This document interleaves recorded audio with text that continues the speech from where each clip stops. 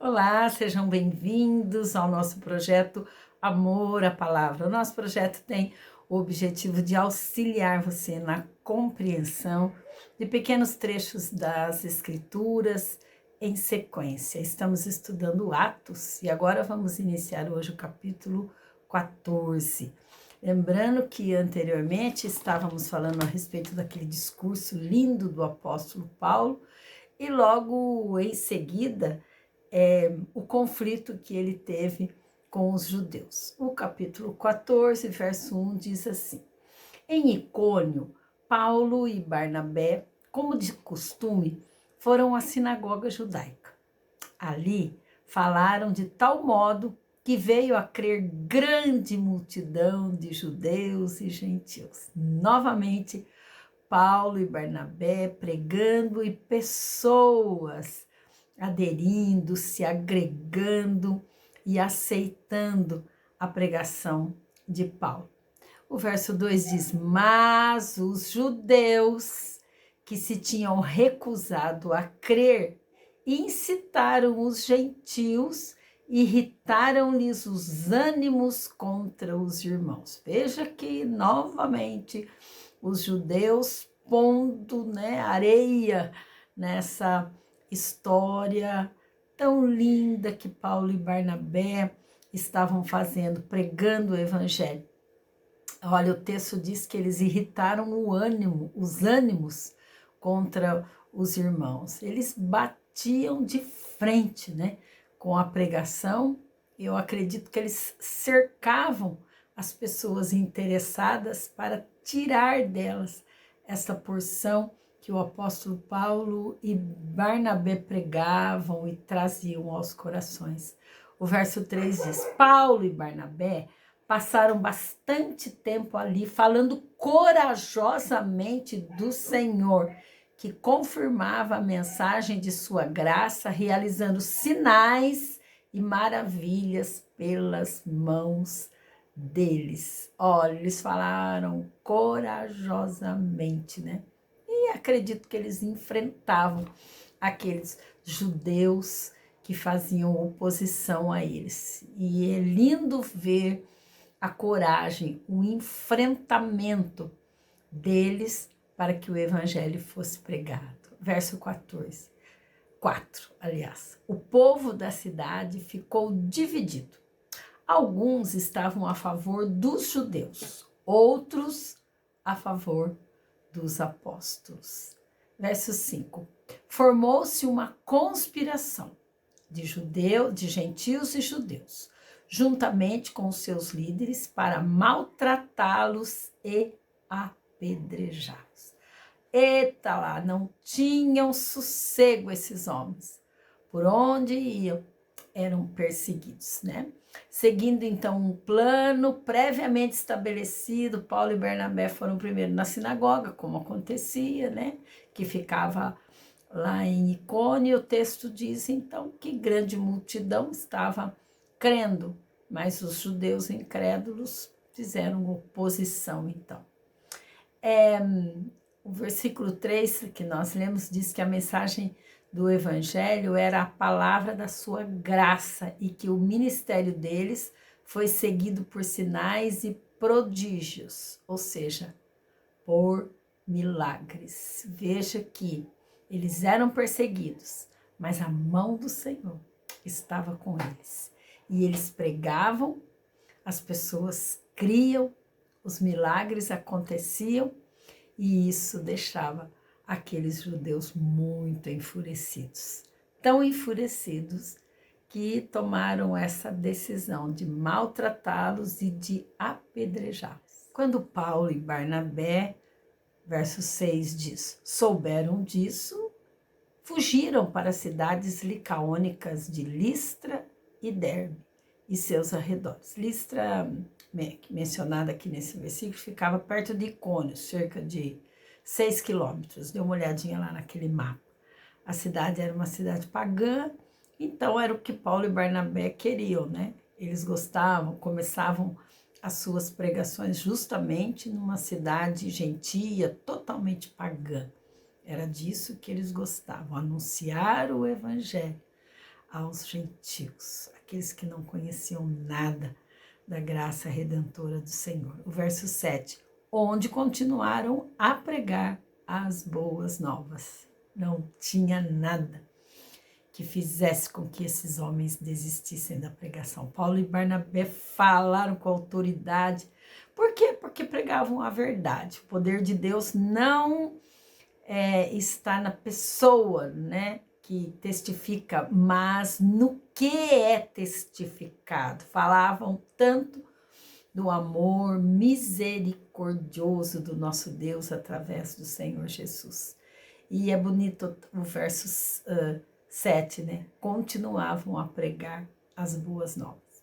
Verso 8. Em Listra havia um homem paralítico dos pés, aleijado desde o nascimento, que vivia ali sentado e nunca tinha andado. Olha a situação desse paralítico. Não conhecia o que era colocar-se em pé e andar. E ele ouvira Paulo falar. Ouviu a pregação de Paulo. Quando Paulo olhou diretamente para ele e viu que o homem tinha fé para ser curado, disse em alta voz: levante-se, fique de pé.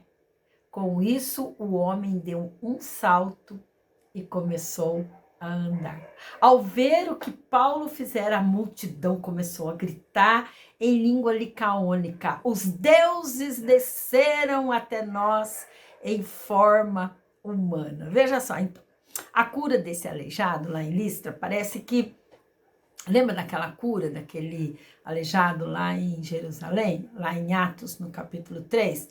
Logo depois desse evento, então, que Paulo trouxe a cura para esse paralítico, o povo começou a adorar Paulo e Barnabé como se eles fossem deuses. O versículo 10, quando ele disse, apruma-te, né?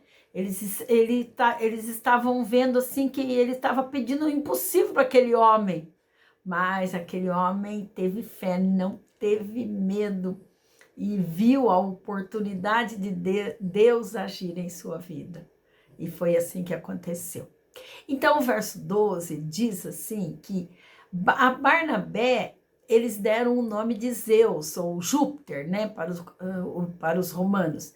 E a Paulo, Hermes, Mercúrio, para os romanos, porque era ele quem trazia a palavra. Paulo sempre estava à frente, trazendo a palavra, então ele foi chamado de Mercúrio.